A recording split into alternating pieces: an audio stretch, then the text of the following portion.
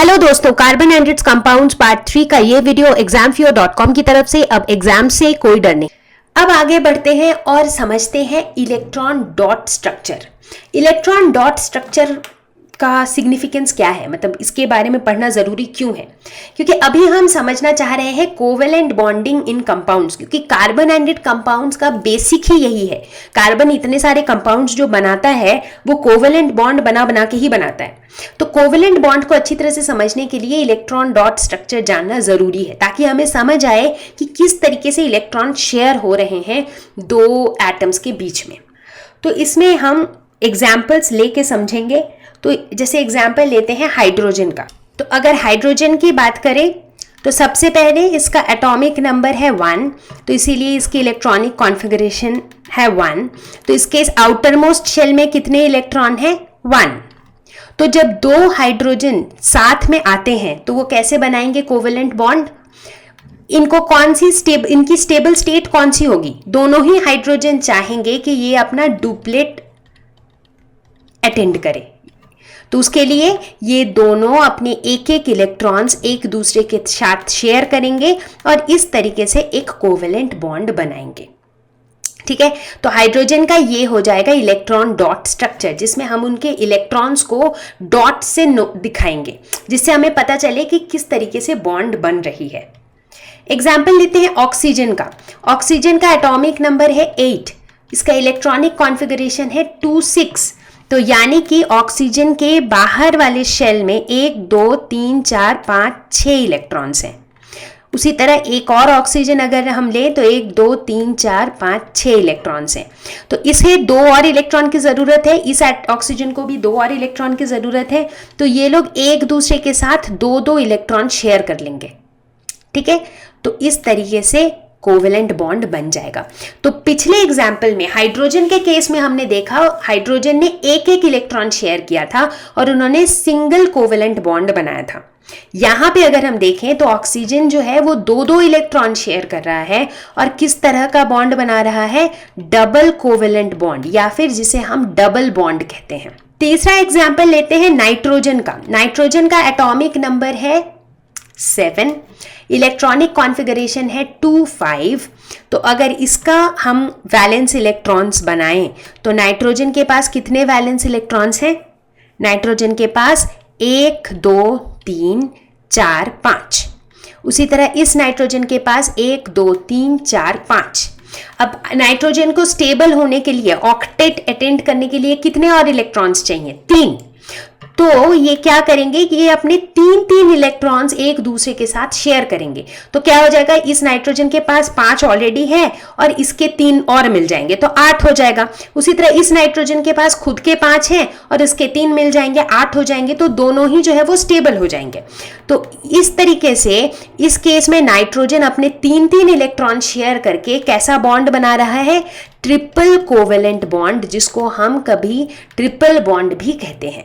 तो इस तरीके से हमने देखा कैसे सिंगल, डबल और ट्रिपल बॉन्ड्स बनते हैं और अलग अलग एलिमेंट्स के केस में अलग अलग तरह के बॉन्ड बनते हैं। इतना ही नहीं, थोड़े से और कंपाउंड्स देखते हैं। जैसे कि बात करते हैं कार्बन डाइऑक्साइड की। कार्बन डाइऑक्साइड के केस में दोनों का इलेक्ट्रॉनिक कॉन्फ़िगरेशन देखते हैं। कार्बन का एटॉमिक नंबर है 6, तो इलेक्ट्रॉनिक कॉन्फ़िगरेशन है 2 4। ऑक्सीजन का एटॉमिक नंबर है 8, इलेक्ट्रॉनिक कॉन्फ़िगरेशन है 2 6। तो यहाँ पे हमारे पास एक कार्बन है और 2 ऑक्सीजन है। ऑक्सीजन के बाहर वाले शेल में 6 इलेक्ट्रॉन्स हैं, कार्बन के बाहर वाले शेल में 4 इलेक्ट्रॉन्स हैं और इस ऑक्सीजन के बाहर वाले शेल में वापस से 6 इलेक्ट्रॉन्स हैं। तो यहाँ ऑक्सीजन को 2 और इलेक्ट्रॉन चाहिए, तो ये कार्बन के ये 2 इलेक्ट्रॉन शेयर कर लेगा। उसी तरह से कार्बन को 4 और इलेक्ट्रॉन चाहिए, तो ये ऑक्सीजन के यहाँ से 2 और यहाँ से 2 इलेक्ट्रॉन्स शेयर कर लेगा और इस तरीके से इधर एक डबल बॉन्ड और इधर एक डबल बॉन्ड बन जाएगा।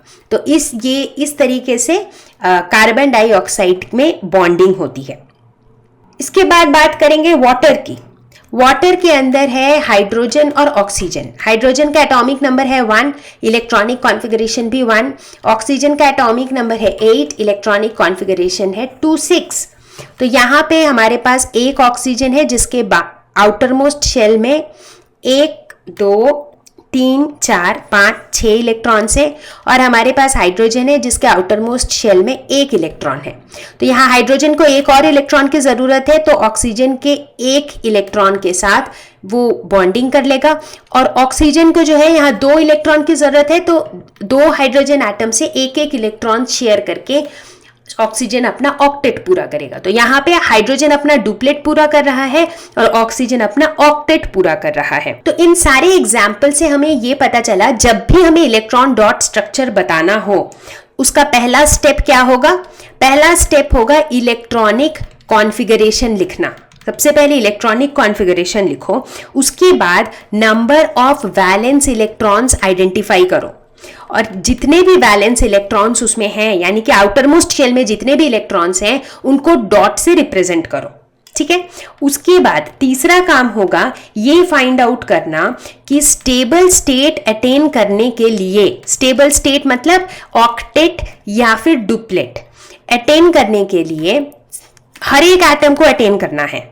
ठीक है, तो स्टेबल स्टेट कॉन्फ़िगरेशन अटेन करने के लिए कितने इलेक्ट्रॉन्स चाहिए? जैसे यहाँ पे हाइड्रोजन और ऑक्सीजन था तो हमने देखा हाइड्रोजन को स्टेबल स्टेट अटेन करने के लिए 1 और इलेक्ट्रॉन चाहिए, ऑक्सीजन को स्टेबल स्टेट अटेन करने के लिए 2 और इलेक्ट्रॉन चाहिए, राइट। तो हमको ये आइडेंटिफाई करना पड़ेगा कि स्टेबल स्टेट कॉन्फ़िगरेशन के लिए कितने इलेक्ट्रॉन्स किसको चाहिए, उस हिसाब से हमें इलेक्ट्रॉन की शेयरिंग करानी पड़ेगी इस तरीके से ताकि जितने भी एटम्स इन्वॉल्व्ड हैं इस पूरे कंपाउंड में वो सारे एटम्स स्टेबल स्टेट अटेन करें। जैसे यहाँ पे ये हाइड्रोजन जो है ये अपना और ऑक्सीजन का इलेक्ट्रॉन शेयर करके स्टेबल स्टेट अटेन कर रहा है।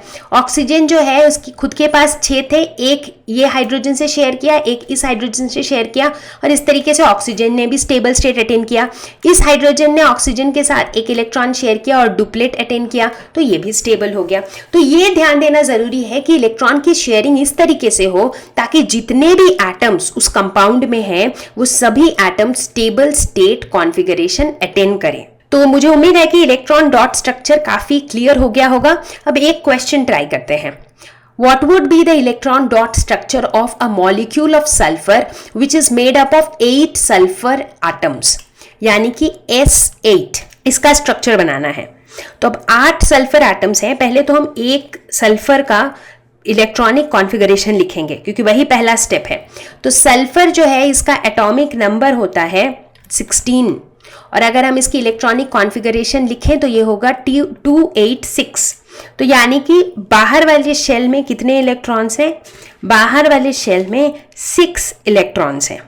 तो अब हमें यह देखना है कि सल्फर को स्टेबल स्टेट अटेन करने के लिए कितने इलेक्ट्रॉन चाहिए? हर एक सल्फर को 2 इलेक्ट्रॉन और चाहिए स्टेबल स्टेट अटेन करने के लिए। तो क्या करेगा? हर एक सल्फर एटम 2 और सल्फर एटम के साथ 1-1 इलेक्ट्रॉन शेयर कर लेगा। तो इस तरीके से वो सभी स्टेबल हो जाएंगे, राइट। हर एक सल्फर जो है अपना 1 इलेक्ट्रॉन 2 और अपना एक इलेक्ट्रॉन 2 और सल्फर एटम के साथ शेयर करेगा कुछ इस तरीके से। जैसे मान लेते हैं यहाँ पे एक सल्फर है, यहाँ पे एक और सल्फर है, यहाँ पे एक और सल्फर है। तो ये सल्फर इस सल्फर के साथ 1-1 इलेक्ट्रॉन शेयर करेगा, इस सल्फर के साथ 1-1 इलेक्ट्रॉन और शेयर करेगा। और इसके अलावा इसके बाहर कितने थे? 1 2 3 4 5 6, राइट। तो अब 1 2 3 4 5 6 इसके खुद के थे, 1-1 इसने शेयर कर लिया, तो ये जो है ये स्टेबल स्टेट अटेन कर लिया। उसी तरह से ये जो सल्फर है इसने एक तो इस सल्फर के साथ शेयर किया, इसके अलावा इसके पास 1 2 3 4 5 टोटल 6 खुद के हैं, एक इसके साथ शेयर कर लिया। जो दूसरा है ये एक और सल्फर के साथ शेयर कर लेगा। तो इस तरीके से ये वाला सल्फर भी स्टेबल हो गया।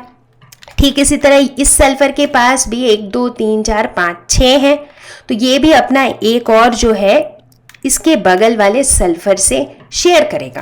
अब आप सोच रहे होंगे कि मैं ऐसे टेढ़े मेढ़े तरीके से क्यों शेयर करवा रही हूँ। मतलब मैं स्ट्रेट भी करा तो सकती थी, लेकिन ऑब्जर्वेशन से ऐसा पाया गया है कि सल्फर का जो स्ट्रक्चर होता है वो W शेप का स्ट्रक्चर होता है और इसी वजह से मैं ऐसे टेढ़े मेढ़े स्ट्रक्चर्स बना रही हूँ। तो अभी तक हमारे पास कितने सल्फर एटम्स हैं? 1 2 3 4 5 6। दो एटम्स और आने हैं सल्फर के, तो वो दो एटम कैसे आएंगे, यहाँ पे जो सल्फर है वो बनाएगा एक बॉन्ड इस सल्फर के साथ यहाँ पे, ठीक है, और यहाँ पे जो सल्फर है ये बनाएगा एक और सल्फर से, ठीक है। तो इस तरीके से हम देखते हैं कि हर एक सल्फर जो है ना वो क्या करता है, उसके पास 6 इलेक्ट्रॉन्स थे, उसे 2 और चाहिए थे, तो उसने क्या किया, 2 और पड़ोसी के साथ एक एक इलेक्ट्रॉन शेयर कर लिया। तो इस तरीके से इस कॉन्सेप्ट से सभी स्टेबल हो गए। और ऑब्जर्वेशन एक्सपेरिमेंटली देखा गया है कि सल्फर का W शेप्ड स्ट्रक्चर होता है, जैसा कि ये स्ट्रक्चर दिख रहा है। तो इसीलिए मैंने इसको इस पैटर्न में बनाया ताकि आपको आइडिया लगे कि मतलब रियलिटी में जो है सल्फर इस तरह के स्ट्रक्चर में पाया जाता है, ठीक है। तो मुझे उम्मीद है कि इससे आपको इलेक्ट्रॉन डॉट स्ट्रक्चर के टॉपिक में कोई कंफ्यूजन नहीं होगा। तो एक quick recap, electron dot structure कैसे लिखते हैं। सबसे पहले write electronic configuration of all atoms, सबसे पहले सबके इलेक्ट्रॉनिक कॉन्फ़िगरेशन लिखो। उसके बाद identify how many electrons are needed for each atom to attain octet और डुप्लेट। स्टेबल स्टेट अटेन करने के लिए कितने इलेक्ट्रॉन्स चाहिए हर एक एटम को, ये पता करो। उसके बाद share the electrons between atoms in such a way that all the atoms attain octet और डुप्लेट, मतलब जितने भी एटम्स उस कंपाउंड में हैं वो सभी स्टेबल स्टेट को अटेन करें। इस पे हमें विशेष ध्यान देना है, ठीक है। तो ये 3 स्टेप्स हमें फॉलो करने हैं और अगर हम इसे ठीक ठीक तरह से फॉलो कर सकते हैं तो हम किसी भी कंपाउंड का इलेक्ट्रॉन डॉट स्ट्रक्चर बना सकते हैं।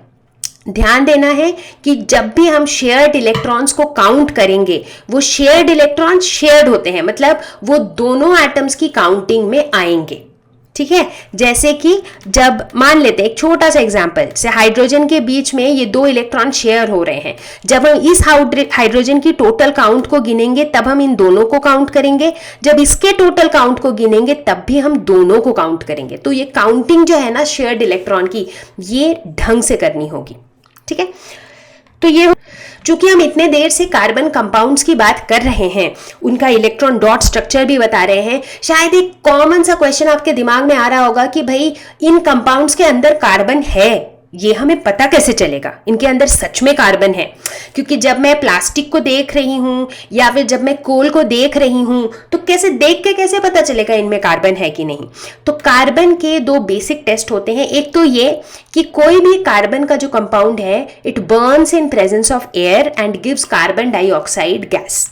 कोई भी कंपाउंड जिसके अंदर कार्बन है वो जब भी एयर के प्रेजेंस में बर्न होगा तो उससे कार्बन डाइऑक्साइड गैस निकलेगा। अब आप कहेंगे कि तो मुझे पता कैसे चलेगा कि कार्बन डाइऑक्साइड गैस निकला, कौन सा गैस निकला मुझे क्या पता। कार्बन डाइऑक्साइड गैस को टेस्ट करने की हम कर सकते हैं। कार्बन डाइऑक्साइड जब भी हम लाइम वाटर के थ्रू पास करते हैं तो वो मिल्की हो जाता है। आपको याद होगा वो बहुत पॉपुलर एक्सपेरिमेंट जो हम बचपन से पढ़ते आ रहे हैं कि भाई एक टेस्ट ट्यूब के अंदर हमने लाइम वाटर डाल दिया, लाइम वाटर यानी कि कैल्शियम हाइड्रोक्साइड ये डाल दिया हमने। तो जो लाइम वाटर होता है वो देखने में कैसा होता है, पानी के जैसा ही होता है। थोड़ा सा पानी में आप नींबू वगैरह मिला देते हैं तो जिस तरह का दिखता है पानी वैसा टाइप का देखने में होता है। बट उसके अंदर जब हम कार्बन डाइऑक्साइड पास करते हैं, अगर आप चाहें तो आप ये खुद करके देख सकते हैं। एक टेस्ट ट्यूब में लाइम वाटर डालिए, उसके बाद एक स्ट्रॉ लीजिए, स्ट्रॉ से आप एक्सहेल कीजिए, मतलब मुंह से सांस छोड़िए। तो वो क्या छोड़ रहे हैं आप, कार्बन डाइऑक्साइड। क्योंकि हम लोग जो है ह्यूमन बींग्स जो है हम लेते हैं ऑक्सीजन और देते हैं कार्बन डाइऑक्साइड। तो जब आप अपनी सांस छोड़ेंगे उस स्ट्रॉ से तो क्या होगा, इसके अंदर कार्बन डाइऑक्साइड जाएगा और हम देखेंगे कि तुरंत ही जो ये लाइम वाटर है ये मिल्की हो जाएगा, इसका अपीयरेंस जो है दूध के जैसा हो जाएगा। ऐसा क्यों, क्योंकि ये कैल्शियम हाइड्रोक्साइड जो है कार्बन डाइऑक्साइड के साथ मिल करके ये कैल्शियम कार्बोनेट बना देता है और कैल्शियम कार्बोनेट का जो अपीयरेंस होता है वो दूध के जैसा होता है। तो इस तरीके से हम कार्बन डाइऑक्साइड है कि नहीं ये टेस्ट कर सकते हैं। तो अगर कोई भी कार्बन कंपाउंड है उसको बर्न करेंगे एयर के प्रेजेंस में तो वो कार्बन डाइऑक्साइड गैस देगा। कार्बन डाइऑक्साइड दिया कि नहीं उसको हम ऐसे मतलब चेक कर सकते हैं। उस गैस को अगर हम किसी स्ट्रॉ के थ्रू लाइम वाटर में पास करें तो लाइम वाटर जो है वो मिल्की हो जाएगा और अगर ऐसा हुआ इसका मतलब उसके अंदर कार्बन है। Thank you. क्लास 6 से लेकर के 12th तक के maths, physics, chemistry, biology, English grammar, science experiments और मोटिवेशनल वीडियोस को फ्री में देखने और पढ़ने के लिए ज़रूर विजिट करें examfear.com और हमारे चैनल को सब्सक्राइब करना बिल्कुल ना भूलें। Thank you once again.